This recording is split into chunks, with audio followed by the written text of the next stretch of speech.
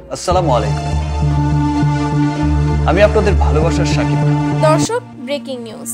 এবারের আসর বিপিএল এ সাকিব খান চমকে দিয়ে সর্বপ্রথম ঢাকা ক্যাপিটালসের অসাধারণ দারুণ ডিজাইনের চমৎকার জার্সি প্রকাশ করলেন। বিস্তারিত জানুন পুরো প্রতিবেদনে। বাংলাদেশের সিনেমা জগতের সুপারস্টার সাকিব খানের কসমেটিক্স ব্র্যান্ড রিমার্ক হার্লেনের মালিকানায় আসন্ন বাংলাদেশ প্রিমিয়ার লিগের নতুন দলের নাম ঘোষণা করা হয়েছে। এবছর বিপিএল এর ঢাকা ক্যাপিটালস বুধবার সন্ধ্যায় গুলশানের রিমার্ক হার্লেনের হেড অফিসে দলের মালিক হিসেবে লোগো উন্মোচন করেন সাকিব খান। বিপিএল এর 11তম আসরে সাকিব খানের ঢাকার জার্সি নিয়ে ক্রিকেট প্রেমীদের মধ্যে বিরাজ করছে উন্মাদনা।